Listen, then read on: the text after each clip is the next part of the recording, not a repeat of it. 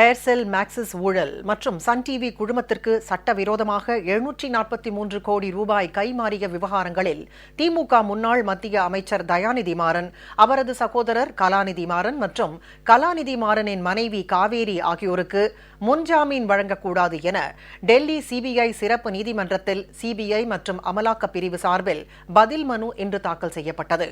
இதனைத் தொடர்ந்து வரும் 27ஆம் தேதிக்கு விசாரணையை நீதிமன்றம் ஒத்திவைத்தது. முந்தைய மத்திய காங்கிரஸ் திமுக கூட்டணி ஆட்சியில் திமுகவைச் சேர்ந்த தயாநிதி மாறன் தொலைத்தொடர்புத்துறை அமைச்சராக இருந்தபோது ஏர்செல் நிறுவன அதிபர் சிவசங்கரனை மிரட்டி அந்நிறுவனத்தின் பங்குகளை மலேசியாவைச் சேர்ந்த மேக்சிஸ் நிறுவனத்திற்கு வலுக்கட்டாயமாக விற்கச் செய்ததாகவும், இதற்கு கைமாறாக அவரது சகோதரர் கலாநிதி மாறனுக்கு சொந்தமான சன் டிவி குழுமத்திற்கு மேக்சிஸ் நிறுவனத்தின் சார்பில் 743 கோடி ரூபாய் லஞ்சமாக வழங்கப்பட்டதாகவும் குற்றச்சாட்டு எழுந்தது. இந்த ஊழல் விவகாரம் தொடர்பாக சிபிஐ புலன் விசாரணை நடத்தி வழக்கு பதிவு செய்துள்ளது. டெல்லி பாட்டியாலா ஹவுஸ் சிபிஐ சிறப்பு நீதிமன்றத்தில் இந்த வழக்கு விசாரணை நடைபெற்று வருகிறது.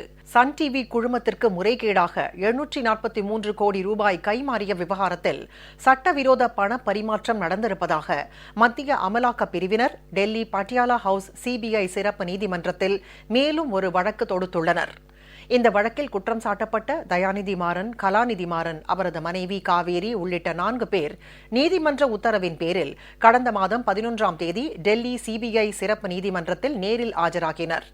கைது நடவடிக்கைக்கு பயந்து அவர்கள் முன்ஜாமீன் மனு தாக்கல் செய்தனர்.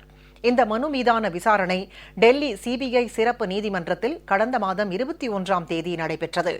முன்ஜாமீன் மனு தொடர்பாக பதில் மனு தாக்கல் செய்ய மேலும் 2 நாட்கள் அவகாசம் அளிக்குமாறு சிபிஐ மற்றும் அமலாக்கப் பிரிவு வழக்கறிஞர்கள் கோரிக்கை விடுத்தனர். இதனைத் தொடர்ந்து தயாநிதி மாறன், கலாநிதி மாறன் உள்ளிட்டோரின் முன்ஜாமீன் மனு மீதான விசாரணையை இன்றைய தினத்திற்கு நீதிபதி திரு OP சைனி ஒத்திவைத்தார். இந்நிலையில் இன்று இந்த வழக்கு விசாரணைக்கு வந்தபோது ஏர்செல் ஊழல் விவகாரம் வழக்கில் குற்றம் சாட்டப்பட்டுள்ள மலேசியாவைச் சேர்ந்த மேக்சிஸ் நிறுவன அதிபர் அனந்தகிருஷ்ணன், ராம்குமார் உட்பட 4 பேர் நீதிமன்றத்தில் ஆஜராக கோரி 4 முறை சமன் அனுப்பியும் அவர்கள் இதுவரை ஆஜராகாததால் அவர்களுக்கு எதிராக கைது வாரண்ட் பிறப்பிக்க கோரி சிபிஐ சார்பில் மனு தாக்கல் செய்யப்பட்டது. மேலும் சன் டிவி குழுமத்திற்கு 743 கோடி ரூபாய் சட்டவிரோதமாக கைமாறியது தொடர்பான வழக்கில் தயாநிதி மாறன், கலாநிதி மாறன் உள்ளிட்ட 4 பேருக்கும் முன்ஜாமீன் வழங்கக்கூடாது என சிபிஐ மற்றும் அமலாக்கப் பிரிவு சார்பில் பதில் மனு தாக்கல் செய்யப்பட்டது. இதனைத் தொடர்ந்து வழக்கு விசாரணையை வரும் 27ஆம் தேதிக்கு நீதிபதி திரு OP சைனி ஒத்திவைத்தார். இந்த வழக்கில் குற்றம் சாட்டப்பட்ட 4 பேரும் இன்றைய தினம் நீதிமன்றத்தில் ஆஜராகினர்.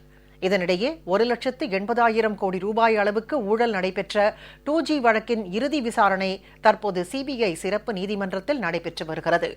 இந்த வழக்கில் குற்றம் சாட்டப்பட்டுள்ள திமுக முன்னாள் மத்திய அமைச்சர் ராஜா நீதிமன்றத்தில் நேரில் ஆஜராகியுள்ளார்.